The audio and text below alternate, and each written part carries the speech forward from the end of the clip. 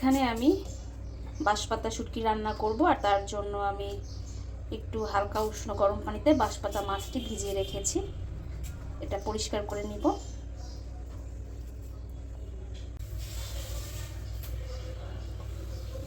এভাবে আমি বাঁশপাতা শুটকিটা পরিষ্কার করে নিয়েছি। হালকা গরম পানিতে ভিজিয়ে রেখে হাত দিয়ে আঁশটা ছাড়িয়ে নিয়েছি।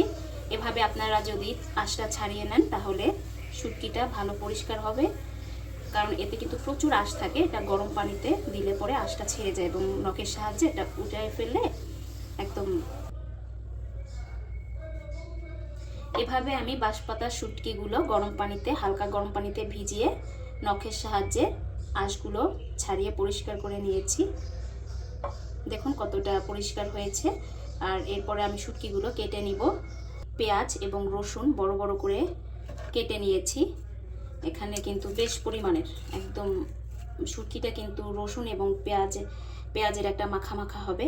এভাবে আমি কেটে নিয়েছি। আমি শুটকিগুলো ছোট ছোট করে কেটে নিয়েছি। আর এর মধ্যে আমি এখন সমস্ত উপকরণ দিয়ে দিব। আমি দিয়ে দিচ্ছি পেঁয়াজ কুচি আর রসুন কুচি। আমি বলেছি পরিমাণে অনেকটা বেশি দিতে হবে এই শুটকিতে, এটাই অনেক টেস্ট বাড়াবে।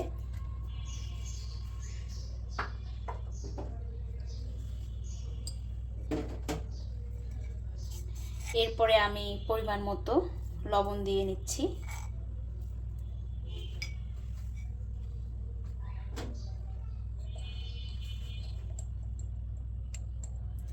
দিয়ে দিচ্ছি হলুদ,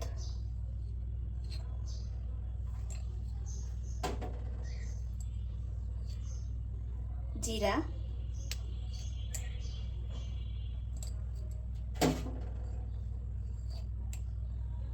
মরিচের গুঁড়ো,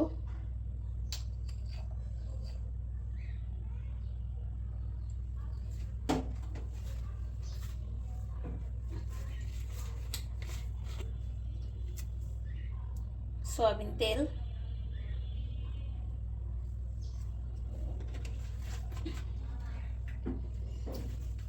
সমস্ত উপকরণ দিয়ে আমি খুব ভালো করে হাতে মেখে নিব।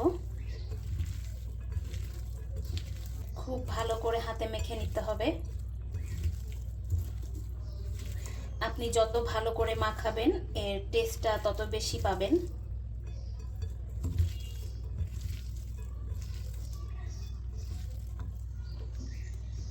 আমি এর মধ্যে একটু সরিষার তেলও দিয়ে দিব। আমি দিয়ে দিচ্ছি সরিষার তেল। সরিষার তেল দিলে আমার মনে হয় টেস্টটা আরও ভালো হবে। আমি যে কোনো শুটকিতেই একটু সরিষার তেল দিয়ে থাকি। তো আমি আরও ভালো করে মাখিয়ে নিচ্ছি।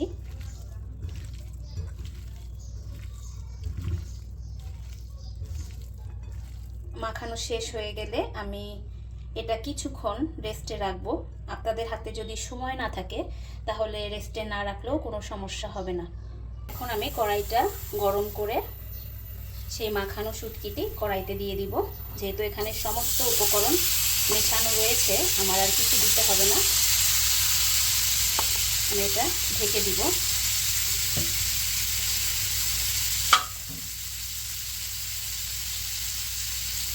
সামান্য পরিমাণ জাস্ট পাত্রটি ধুয়ে যতটুকু পানি আছে ততটুকু পানি দিয়ে আমি ঢাকনা দিয়ে ঢেকে দিব।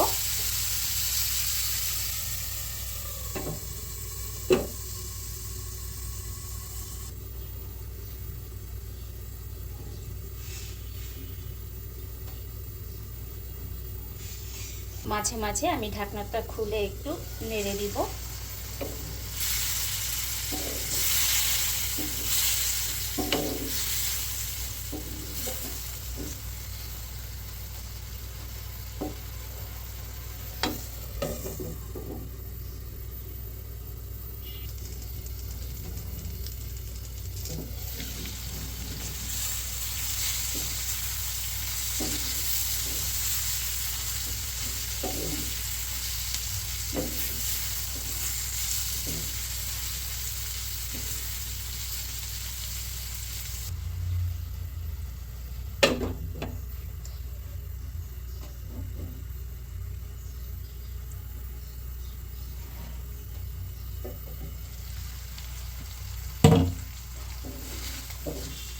তো দেখুন শুটকিটা রান্না হয়ে এসেছে। এ পর্যায়ে আমি চুলা থেকে নামিয়ে ফেলবো, কারণ শুটকি থেকে তেল ছেড়ে দিয়েছে এবং পানিটাও শুকিয়ে গেছে। এখন নামাবার পালা।